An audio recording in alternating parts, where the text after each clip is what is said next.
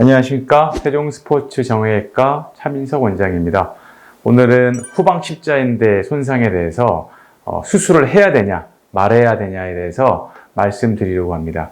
많은 환자분들이 후방 십자인대 손상을 입은 이후에 병원을 돌아다닙니다. 소위 말하는 병원 쇼핑을 적어도 두세 군데 이상 하시는 것 같아요.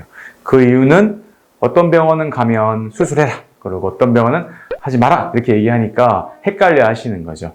그래서 오늘 한번 최신 지견을 통해서 정리해 보도록 하겠습니다.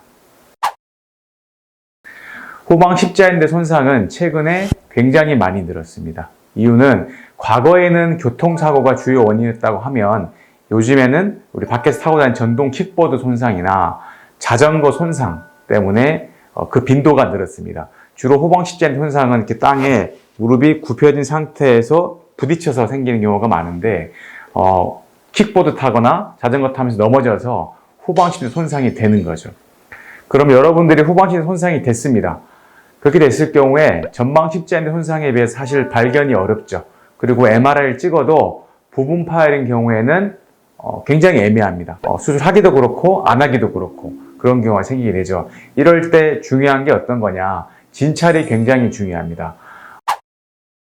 정형외과 의사들이 외래에서 진찰을 열심히 하겠지만 진찰을 시행하지 않고 후방 십자인대 MRI만 보고 안 해도 됩니다, 해야 됩니다 이렇게 한 경우가 많은데, 급성 후방 십자인대 손상인 경우에는 이렇게 통증도 있고 아플 수 있으니까 그렇게 진단할 수 있지만은 약간 시간이 지나버린 만성 후방 십자인대 손상인 경우에는 MRI로 체크가 되지 않습니다. 그래서 그때는 우리가 진찰을 하게 되죠. 후방 동료 검사를 하거나 아니면은 텔로스라는 테스트를 통해서 소위 말하는 객관적으로 경골, 후방 십자인대 손상에서 경골이 뒤로 밀리느냐 안 밀리느냐를 체크하게 되는 거죠. 그렇게 됐을 경우에 진찰상에서 그레이드 2, 2등급 이상의 2단계 이상의 후방 동료가 관찰이 되고, 그 다음에 텔로스라는 또 객관적인 테스트를 통해서 8mm 또는 9mm 이상의 후방 동료가 있다고 하면 수술적 치료를 해주는 것이 맞습니다. 왜냐하면 최근 연구에 따르면 후방 십자인대 손상 수술적 치료가 과거에 비해서 많이 좋아졌기 때문이죠. 그러면 과거에는 8mm, 9mm, 10mm일 때 수술 안 했습니다. 그럼 이런 환자가 어떻게 되느냐?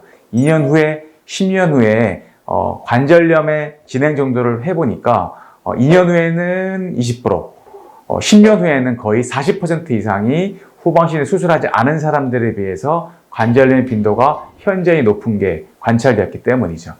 따라서 후방신의 손상이 있을 때 여러분들이 기억하셔야 될 거는 8mm 이상의 후방 동료가 있을 때는 수술을 한다. 거기 플러스 후방신의 손상이 있을 때 다행히 후방 십자인대 손상 단독만 있으면은 결과가 좋지만은 그 외에 후외측 손상이나 반달염 손상이 동반됐을 때는 반드시 후방 십자인대 손상 플러스 연골 봉합술 또 후외측 구조물, 다른 구조물의 수술까지 같이 해주는 것이 후방 십자인대 손상 수술의 결과를 좋게 만드는 포인트가 될 것 같습니다. 여러분, 그래서 후방 십자인대 손상이 있었을 때 발견이 되었을 때 진찰을 좀 더 세심하게 꼼꼼하게 받고 또 여러 가지 테스트를 통해서 후방 십자인대 손상의 결과가 2단계 이상의 손상이 있다고 하면 수술적 치료를 적극적으로 고려해 보시기 바랍니다. 세종스포츠 정형외과 차민석 원장이었습니다. 감사합니다.